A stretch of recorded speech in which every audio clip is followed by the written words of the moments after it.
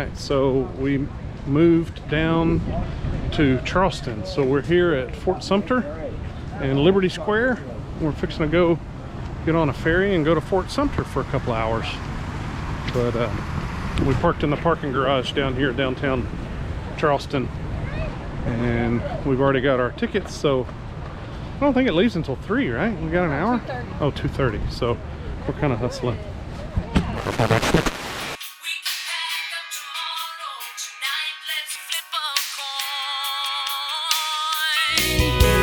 Heads Carolina, tails California, somewhere greener, somewhere warmer, up in the mountains, down by the ocean, where it don't matter, as long as we're going somewhere together. I've got a quarter. Heads Carolina, tails California.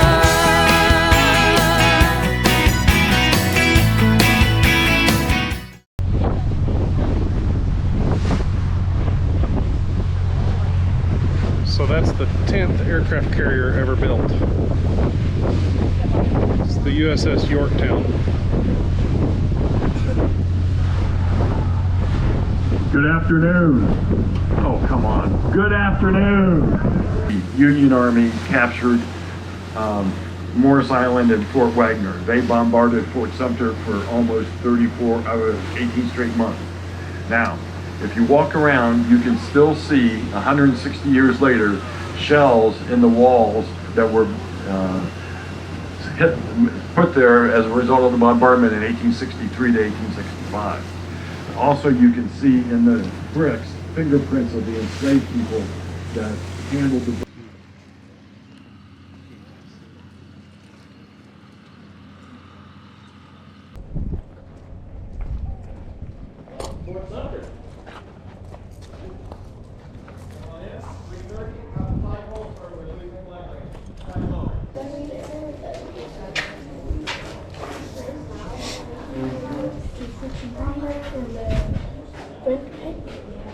Wait, what? That's how they used to pack the cannons. That's what I was telling you.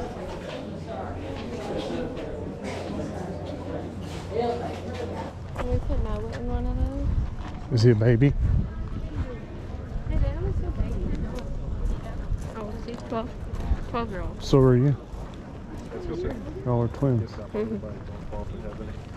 Can I read this sign? I'll read it. Probably won't. I'll get like the first sentence.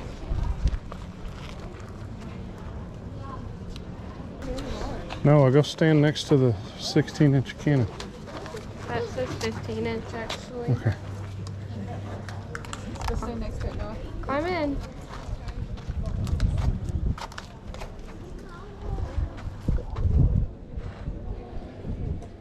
Where'd Logan go? He's over here.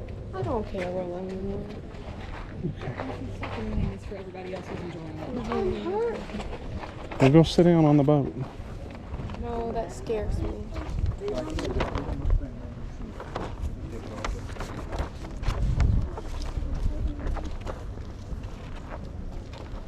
That's what I mean. Okay. The other ones were huge, and this one's tiny. It's a mortar. A mortar? Mhm. Oh, it's 10-inch mortar. What's mortar? Unearthed during the excavations in 1959. I'm pretty sure a mortar is like a thing you aim up, but it's like smaller artillery.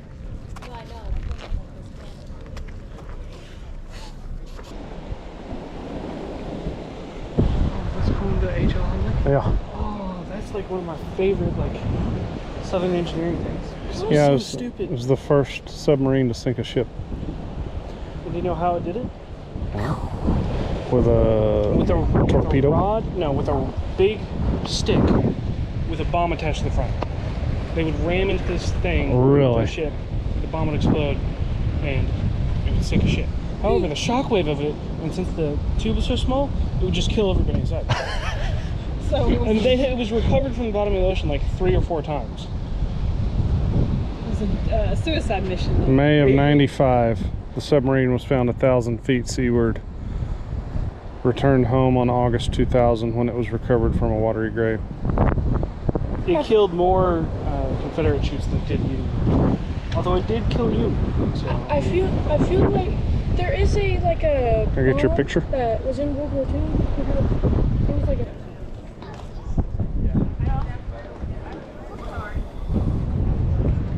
See these placards. All right, when our volunteer historian Will told you that we were going to be taking down the flag, everybody's eyes snapped up there, stars, stripes, red, white, and blue, and everybody thought the same thing, objectively. Oh, that's the flag of the United States. But subjectively, each person here thought something just a little bit different. We've got visitors from foreign lands. You're looking at that flag through the lens of your own experience and learning. We've got visitors who are born in foreign lands but have chosen to make the United States their permanent home. Yet a different, subjective way of looking at that cloth. We've got many native-born United States citizens here, probably more than a few, with a uniform hanging in the closet with that flag sewn on the arm as a reminder of services rendered to our republic. Again, a different, subjective viewpoint. What I'd like to challenge you to do while you're here today is slip your feet into somebody else's shoes.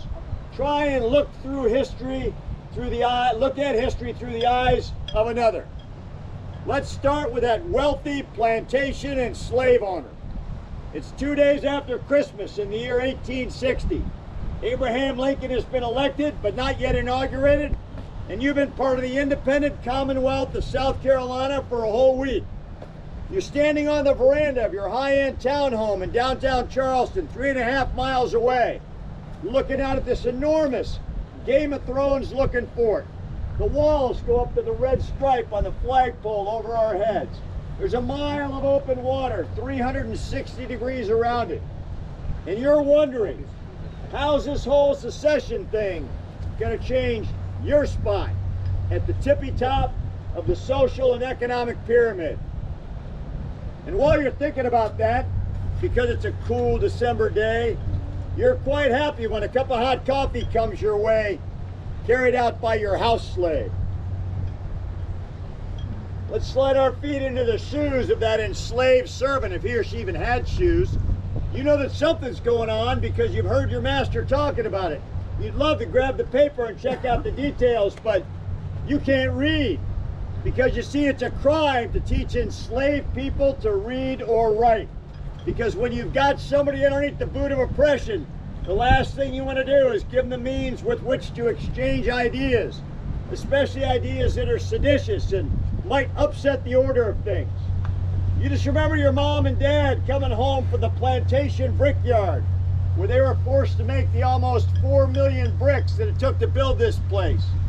And stories about your grandfather working out of the harbor in all weather, throwing boulder after boulder over the side to help create a man-made island upon which a fort was going to be constructed to guarantee security and freedom for everyone in Charleston, except for you. Or slide your feet into those one-size-fits-all boots of the Civil War soldier. Doesn't matter what side. You're dressed in wool from head to toe, which wouldn't be too bad on a crisp day like today, but come back in about a month. You're trying to find out what's going on too, but clearly nobody paid the cable bill because you can't get headline news. And you keep trying to call your mom to let her know that not only might you be late for supper, you might be late forever, but you can't get a signal. If you could do that, appreciate different perspectives, then I would tell you you're on the road to understanding one of the things that makes the United States special, and that's diversity. And what diversity is not so much about is where you're born or what language you speak or what color your skin is or what you choose to worship, but rather about understanding that we each have different viewpoints on things. And just because those viewpoints are different does not necessarily make one any better or any worse than any other. They may just be different. And one of the things we might have to agree to do is disagree. But we can do that courteously, we can do that with respect for one another.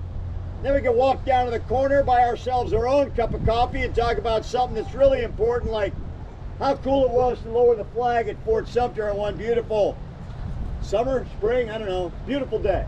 But you may have noticed that that didn't look like a typical 50-star flag. That is a replica 33-star flag. Same size and configuration as the flag that was flying here when the first shots of the Civil War were fired. And then again 4 years later when it was raised ceremoniously here to signal the end of the Civil War. All right, good work, everybody. In that regard, yes. Yeah. Is there a Okay. Noah, do you want to do the stamp this time? What? Do you want to do the stamp this time? What if I wanted to do it? Okay, you do it. Okay, what's the difference? I do need to close about a minute. I gotta get on that boat. It's my ride home.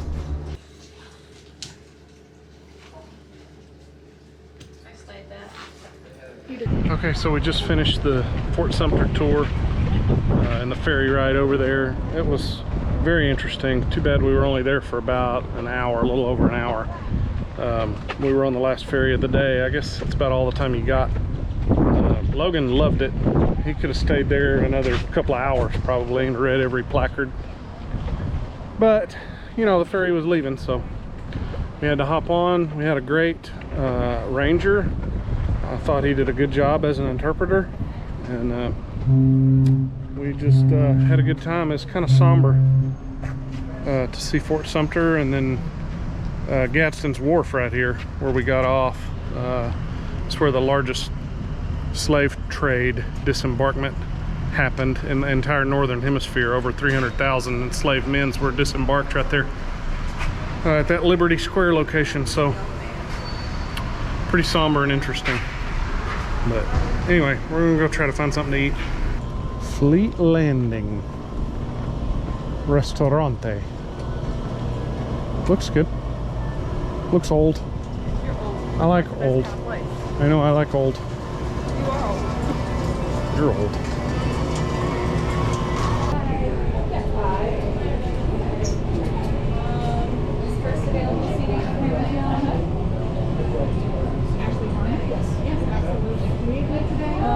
We should have something in the next 10-15 minutes. Okay. Just started, so we're just going down the list. Okay. May I have your name? Bridges. BRIDGES. Perfect. And your phone number? 501-501. Okay, so we're here at the landing. What is it? Fleet Landing. And waiting on dinner. It's fresh seafood right here in downtown Charleston. Y'all wave.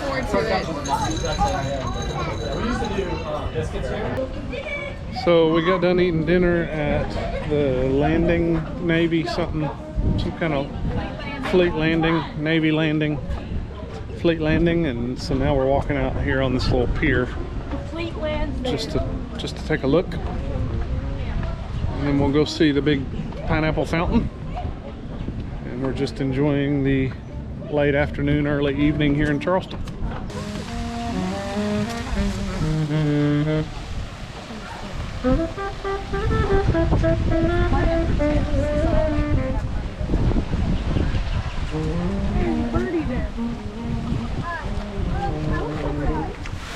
All right, so here we are at the famous pineapple fountain.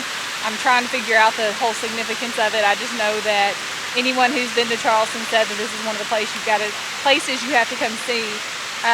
Every like Instagram, Pinterest, all the stuff that I've been researching says you need to come see this. So we came to see it. It's in this waterfront park.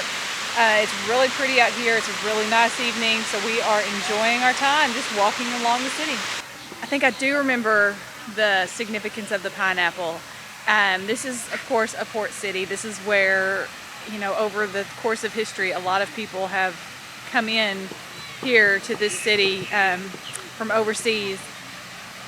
And from what I read, like, pineapples are a gift that they would give people because pineapples were very hard to come to get. It wasn't something that they could grow here, so it was hard to get pineapples, so they would be a gift. And I guess that's where the pineapple came from. I don't know. I'll look it up and explain better later. That's the end of Waterfront Park. These are just some beautiful homes. We're gonna walk along here and go find Rainbow Row.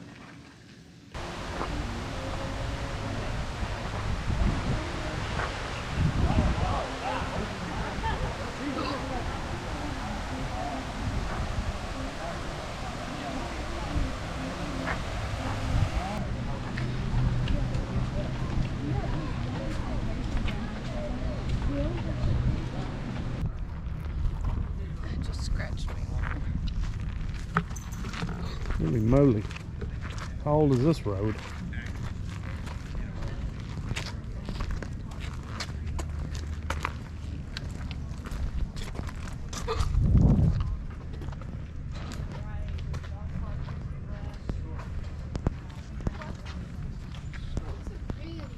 So this is gorgeous. Look at these cobblestone streets.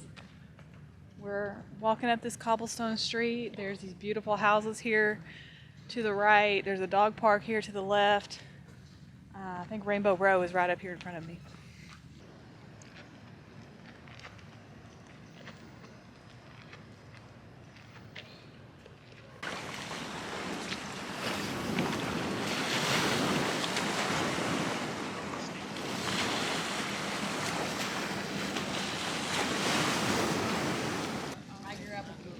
Yeah, your dogs are smart.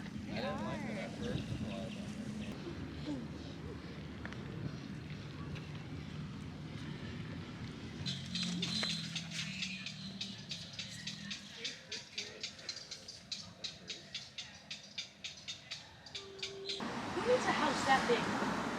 Rich people. Yeah, but why do you need windows that big? Rich people.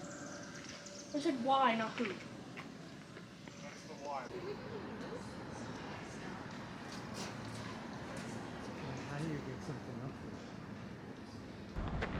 Yeah, the church is probably over there. That is the church. Do they need an administrator? Oh, are you really thinking about moving? Established 1682. Oh, there's FBC. Wow. We should go check it out. What's that? First Baptist Church. Oh. That's First Are Baptist. you allowed to just walk in there? I don't know. No. On the soccer field. Hours for visiting. I think we missed it. Where are we? St. Michael's Church. They're closed on Saturday.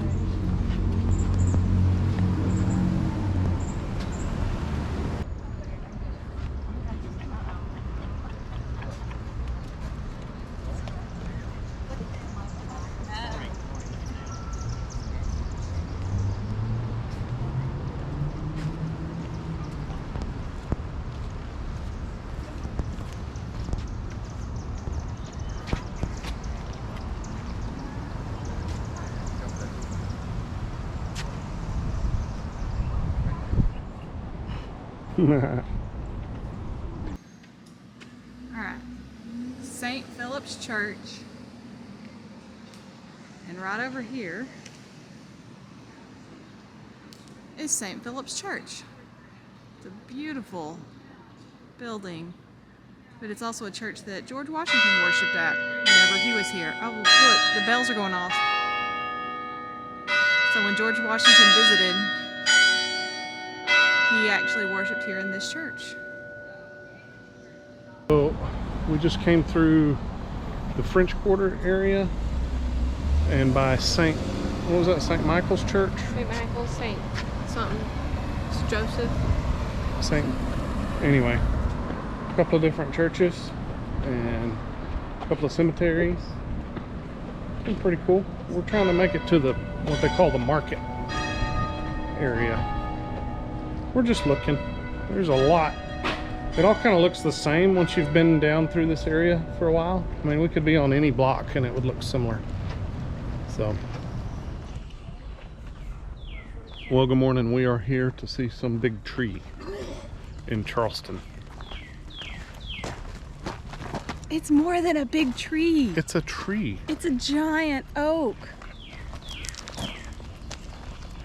Like the branches reach all the way down to the ground. So anyway, this must be like some private place because everything's gated off. It doesn't appear to be city owned. It's down a dirt road. Not sure. City of Charleston. Huh. No, it did say City of Charleston. Anyway, I don't know. All right, we're here at the Angel Oak Tree in Charleston, South Carolina. It's beautiful. This tree is over 400 years old, and they have taken great measures to protect it, to you know, make it live even longer. It's well worth the stop. It wasn't far from our campground, so yeah, if you're in this area, definitely a great place to stop. But this tree is beautiful. These branches are actually hollow, so they ask you not to sit on them, stand on them, anything like that. You have to be real careful where you walk out here. They've got certain places like chained off so you can't get to it, but it's beautiful. Definitely something that you need to see if you're in this area. There they go. They get annoyed with my obsession with all things nature like this. All right, we have arrived at the McLeod Plantation. It's a plantation owned by the city of Charleston. So we're gonna check it out. We're supposed to be able to see the actual house and then also some slave houses and just check out the history of Charleston plantations. That stuff. Oh. Okay, now you can't use that. Do it, take two. Blah, blah, blah. All right, we're here at the McLeod Plantation, and we go. Ooh, look at that mansion. Ooh. Dang, that's cool. This will be pretty good.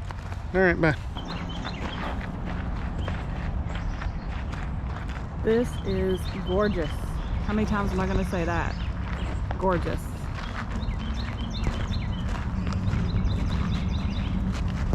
"40 acres and a mule" is the nickname of Sherman's Special Field Order 15, distributing abandoned rebel lands on the Sea Islands to the freedmen. I have a copy of the document. You knew I would, right? The word mule is not in there. That was another document, came a little bit later, and the new document said, if I have an army mule, I could lend it to you. But that up to 40 acres happened right here at McLeod. Almost 4 dozen families and individuals that we know of so far got possessory title of their own land right here. Almost all they wanted. They wanted family. That's where love and joy and hope live. They wanted safety. They wanted land, and they wanted education. Yeah, that lasted about a minute. And then the president, Andrew Johnson, issued an executive order that said, all these ex-rebels have to do is sign an oath of allegiance to the United States. They can have all their property back except their enslaved workers. And they can have a full pardon. The Freedmen's Bureau did fight for the freedmen to keep their own land. They even issued land certificates after the president said don't. We found documents in the Freedmen's Bureau records for James Island proving freedmen had been forced at bayonet point to tear up their titles. Now you have people renting land to farm, sharecropping land to farm that they had been enslaved on all their lives for no pay. Okay, so that was very interesting and eye-opening. Of course, you know, we knew a lot of that stuff, but to be standing in the same place that an active live plantation was back in the 1860s. It's a bit sombering. It's a bit somber, yeah. And to see some of these houses, there's only 6 of them left, but they used to line this entire row here on both sides, all the way down where enslaved people live, and then even all the way up through the 20s. You know, people lived here in these houses. So doing sharecropping and yeah, it's just amazing that the conditions that people lived in. But the Confederate Army occupied the mansion for a while, and the Union Army occupied it after the Confederates had to leave. So, yeah, to walk on those same floors in there is pretty interesting, so to say the least. Well, hello. We are here in downtown Charleston. We finished up at the McLeod Plantation. We ate our lunch there in the parking lot. That's what's great about traveling in our RV. I'm able to pack our lunch and we can just stop wherever we're hungry and enjoy a little picnic. So we did that. Now we've come back down to downtown Charleston, and we're going to go check out the city market, which is supposed to be a really cool market with lots of homemade goods and souvenirs, things like that. So we're gonna go see what it's all about and just see more of downtown Charleston that we missed yesterday. So come along. I'm Sweetwater seeing tap. lots of things that I'll probably want to come back. Yeah, we gotta go all the way I down. know. Saltwater taffy. Okay, so we just finished walking down the downtown market, the city market, yeah. here in downtown Charleston, and it was so much fun. There's so many of those sweet baskets, Sweetgrass basket. sweetgrass baskets. Yeah, it's a really neat tradition that they have here, and we bought several little things to be able to hang on our wall. But it was really neat. There's so many handcrafted things through the city market. I could have bought so much more. This market reminded me a lot of the one that we went to in New Orleans a couple of years ago. Yeah, it's a lot like the Fridge Quarter Market. Very similar. Yeah. So. Stay tuned. Very good. They're gonna drink all of my tea. We decided, hey, we barely drank any. I'm saying that. Can I have a drink? It's so good. They say it's the best Arnold Palmer they've ever had. We decided we're gonna try to make it. It's very sweet. It's good. I mean, we just it's their sweet tea. I watched them do it. Okay, we're about to go over this bridge, which is the longest cable-stayed bridge in North America. And it's the third longest in the Western Hemisphere. And it is like standstill traffic to get over it at the moment, so apparently it's a very well-used bridge. Mountains are a canvas for the maker's hand.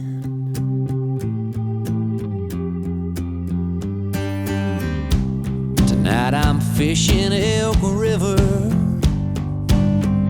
if only in my mind. No, I haven't seen her banks in such a long, long time.